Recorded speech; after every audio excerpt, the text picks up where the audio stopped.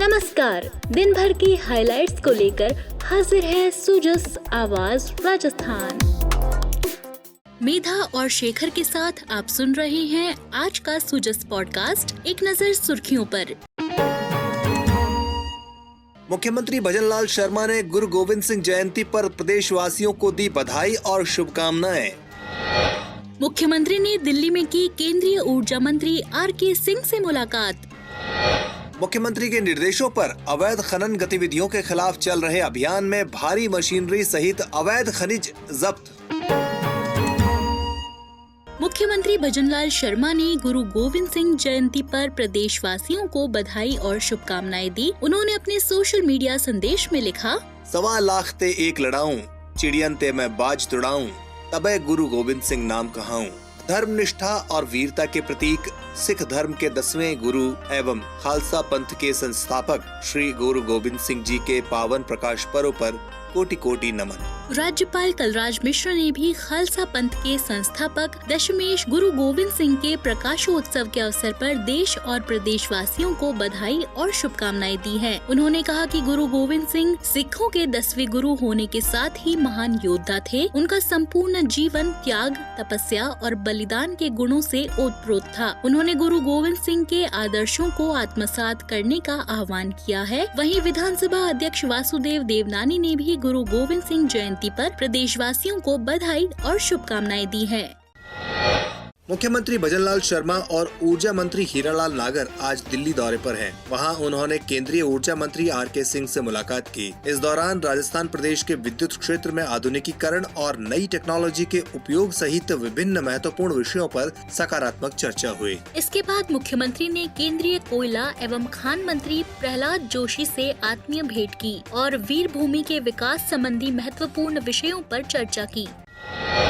राजस्थान विधानसभा में नवनिर्वाचित विधायकों के लिए आयोजित प्रबोधन कार्यक्रम के समापन सत्र को संबोधित करते हुए लोकसभा अध्यक्ष ओम बिरला ने कहा कि सदनों में सार्थक चर्चाएं होने से ही जनता के हित में बेहतर परिणाम आएंगे। उन्होंने कहा कि ये हम सबकी जिम्मेदारी है कि जन आकांक्षाओं पर खरे उतरें और जन कल्याण का दायित्व निभाएं। पक्ष विपक्ष मिलकर जनता के हित में कार्य करेंगे तो राज्य को विकास के पथ पर अग्रसर कर पाएंगे। विधायक अपने विधानसभा क्षेत्र से या लोकसभा तक के क्षेत्र तक सीमित दायरे में बात करता है। आपको चुनकर एक विधानसभा में भेजा है, लेकिन कल्याण की जिम्मेदारी आपकी पूरी राज्य की दी है, इसलिए आप राज्य विधानसभा के सदस्य हैं। इस नाते जब राज्य के प्रमुख मुद्दों पर चर्चा हो तो व्यापकता हो, विशालता हो। हम पूरे मुद्दे पर राज्य का कल्याण कैसे हो सकता है, सत्ता हो चाहे विपक्ष हो, सहमति असहमति हमारी हो सकती है, लेकिन प्रतिपक्ष भी अगर मुद्दा उठाता है और हमें लगता है कि ये इससे कल्याण हो रहा है, सकारात्मक दिशा है, तो सरकार को भी सकारात्मक तरीके से उसको लेना चाहिए। क्योंकि पूरी राज्य के अभाव, अभिव्यक्ति, जानकारी, मुद्दों की जानकारी, कष्टों की जानकारी केवल एक जगह से मिल सकती है, तो राज्य की विधानसभाओं से मिल सकती है, जहां आपको पूरे राज्य के बारे में, वहां हो रही घटनाओं के बारे में, वहां की परिस्थितियों के बारे में, वहां लोगों के अभावों के बारे में, वहां की चिंताओं के बारे में आपको विधानसभा के माध्यम से अगर सकारात्मक रूप से सरकार इन सब उठाए मुद्दों को, राजनीतिक कुछ मुद्दे राजनीतिक आधार पर होते हैं, कुछ मुद्दे केवल हमें विरोध करना है उसके आधार पर हो सकते हैं, लेकिन उसमें कई मुद्दे ऐसे हैं जिससे लगता है कि इससे इन मुद्दों को सकारात्मक दिशा से ले सकते हैं तो उससे राज्य का कल्याण होगा। और दूसरा, मुझे लगता है कि विधायकों को अपने अपने क्षेत्र में जो नया इनोवेशन करते हैं, नए नए काम करते हैं, जिससे वहां के जीवन में परिवर्तन करने का आपने काम किया, वहां के सामाजिक आर्थिक परिवर्तन में काम किया, उसकी भी सदन में चर्चा होनी चाहिए। इस बीच नवनिर्वाचित कैबिनेट मंत्री श्री हेमंत मीणा ने शासन सचिवालय में राजस्व विभाग की समीक्षा बैठक ली।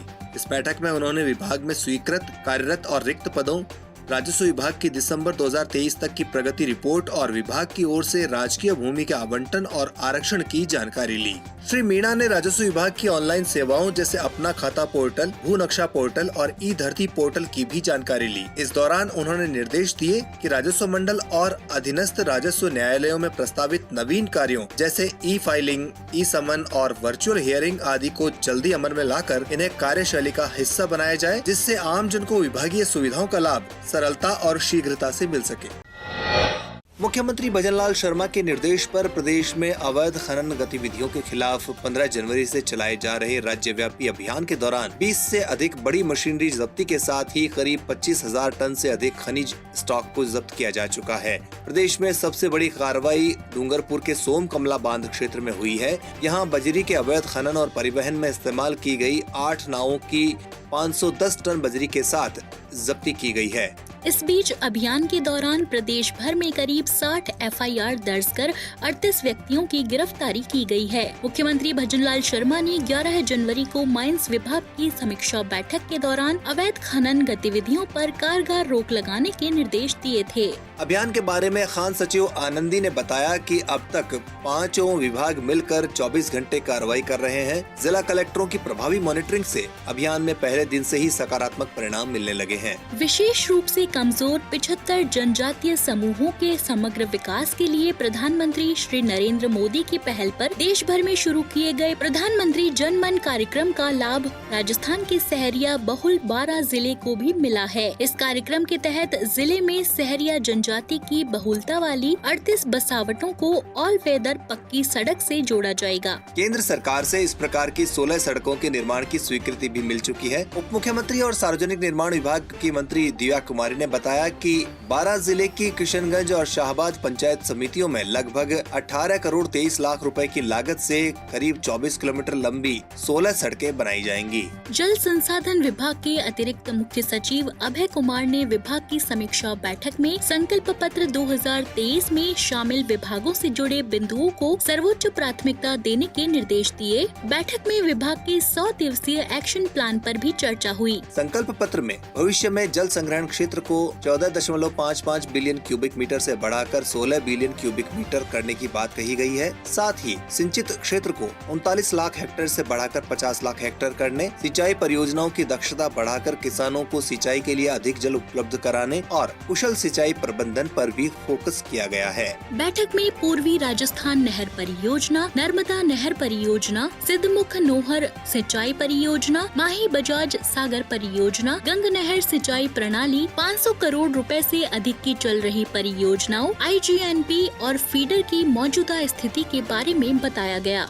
अल्पसंख्यक मामलात विभाग के शासन सचिव राजन विशाल ने अल्पसंख्यक मामलात निदेशालय का औचक निरीक्षण किया और सभी शाखाओं के विभागीय कार्यों की जानकारी ली। उन्होंने अधिकारियों से कहा कि वे राज्य सरकार की योजनाओं को आम जन तक पहुंचाकर लाभान्वित कराएं और लंबित प्रकरणों का जल्द से जल्द निस्तारण करें। और अब बात अग्निवीर वायु भर्ती की। भारतीय वायुसेना में अग्निपथ स्कीम के अंतर्गत अग्निवीर वायु भर्ती के लिए ऑनलाइन पंजीकरण आज से शुरू हो गया है। इच्छुक अविवाहित पुरुष और महिला उम्मीदवार भर्ती से संबंधित नियमों की जानकारी वायुसेना की आधिकारिक वेबसाइट से प्राप्त कर सकते हैं। अभ्यर्थी इस भर्ती के लिए 6 फरवरी रात 11 बजे तक ऑनलाइन आवेदन कर सकते हैं। आप सुन रहे हैं सुजस आवाज राजस्थान।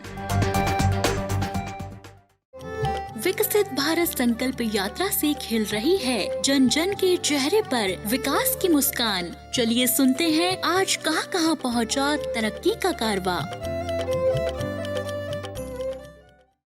भारत सरकार की योजनाओं के बेहतर क्रियान्वयन और इनका लाभ पात्र लोगों तक पहुंचाने के लिए सभी जिलों में विकसित भारत संकल्प यात्रा जारी है। इसी के तहत टोंक सवाई माधोपुर लोकसभा निर्वाचन क्षेत्र के सांसद सुखबीर सिंह जौनपुरिया ने विकसित भारत संकल्प यात्रा के शिविर का अवलोकन किया। यहाँ उन्होंने कहा कि संकल्प यात्रा का मकसद है कि मोदी जी की गारंटी को गांव और शहर तक हर व्यक्ति को जमीनी स्तर तक पहुँचाया जाए और उससे लाभान्वित किया जाए। मेरी कहानी मेरी जुबानी में आज प्रस्तुत है भरतपुर की ग्राम पंचायत गोगरा के लाभार्थी प्रभाती जाटव की कहानी, जिन्हें स्वच्छ भारत मिशन के तहत शौचालय निर्माण के लिए सहायता राशि मिली है।